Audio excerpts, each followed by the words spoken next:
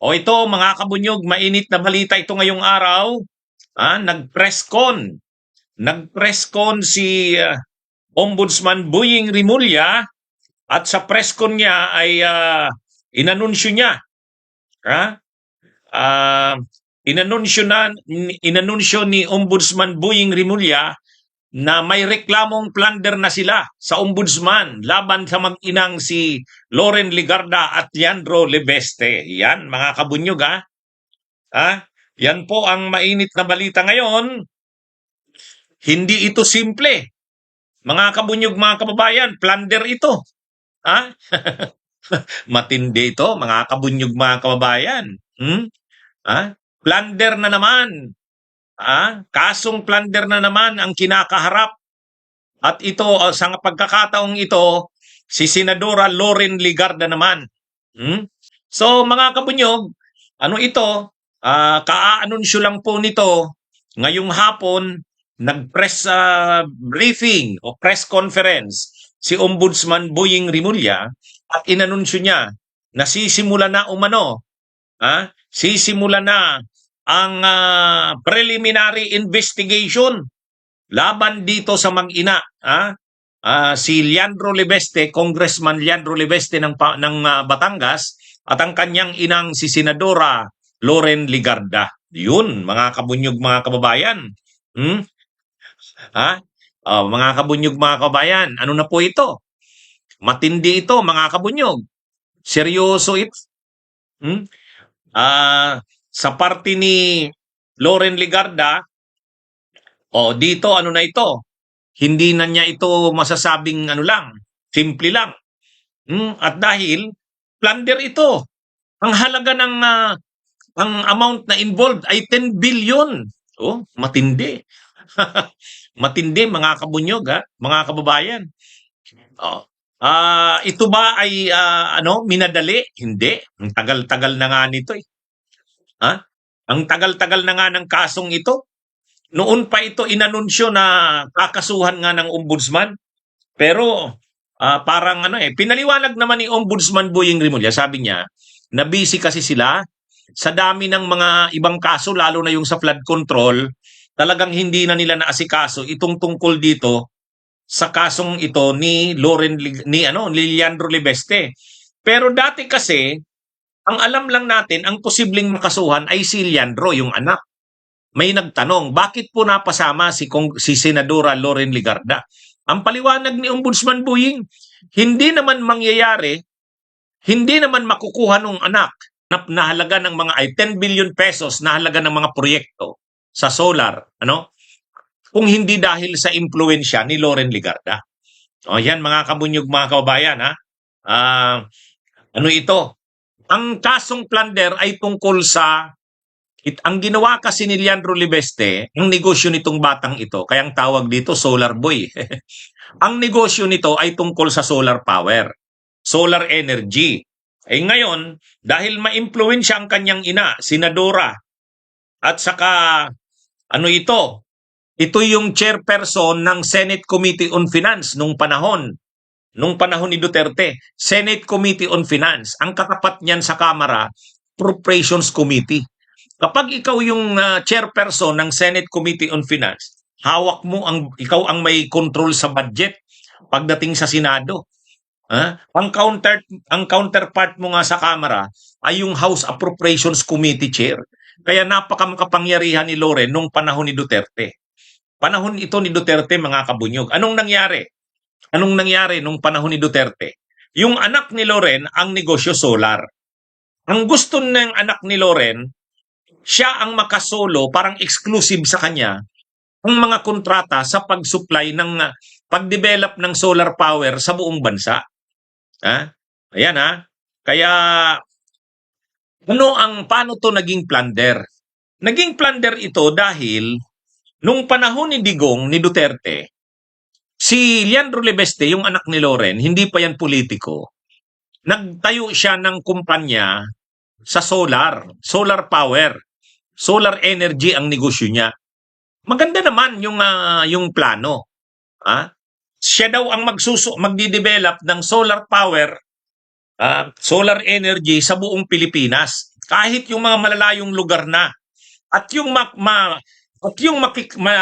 generate na kuryente, yung malilikhang kuryente mula sa solar power, solar energy, ay isusupply sa mga malalayong lugar na nangangailangan ng kuryente. Dahil doon, pag marami na tayong kuryente galing sa solar, magmumura na ngayon ang kuryente.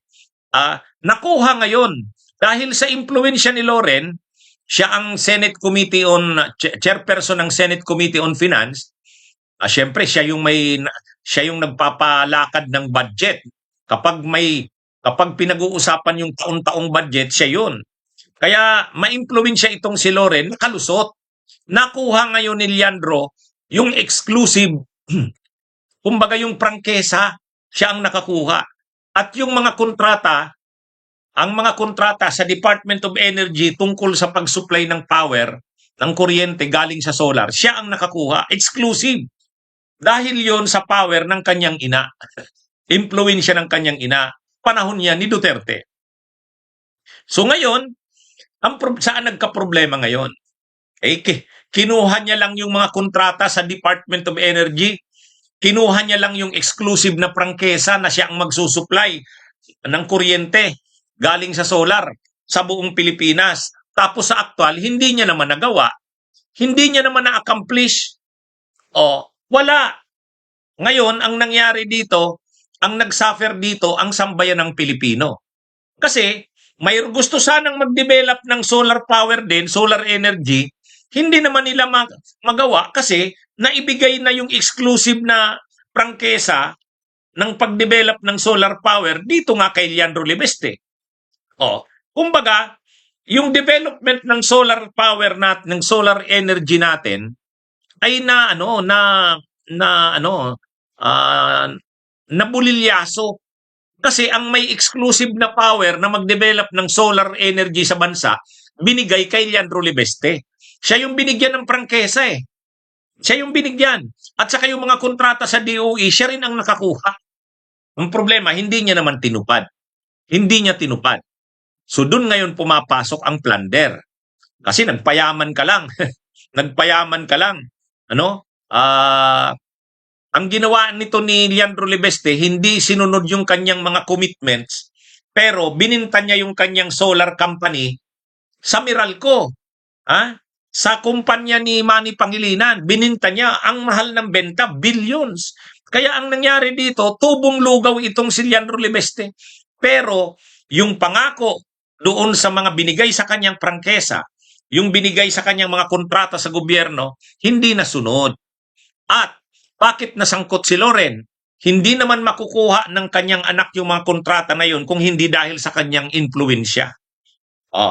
Kaya ito na mga kabunyog, mga kababayan. Ito na po ang nangyari. Kakasuhan na ng plunder.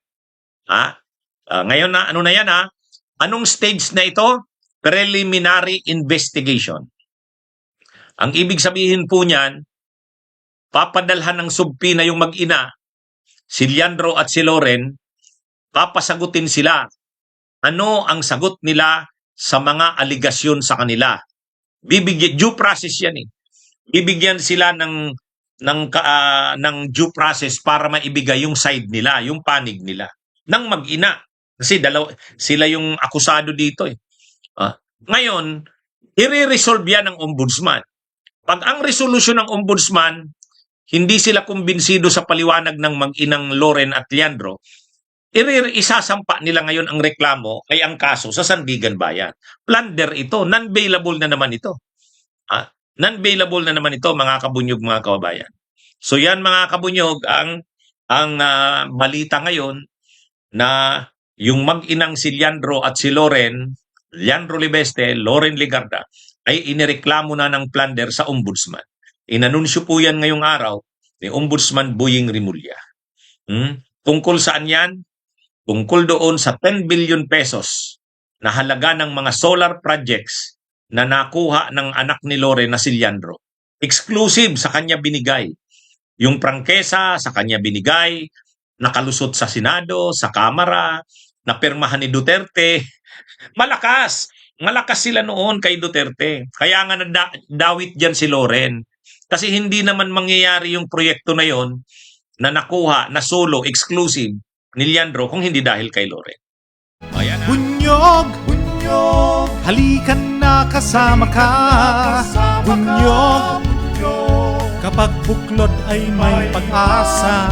Luzon, Visayas, Mindanao, isa ang pananaw. Sa bagong Pilipinas ang bunyog isisigaw. Bunyog.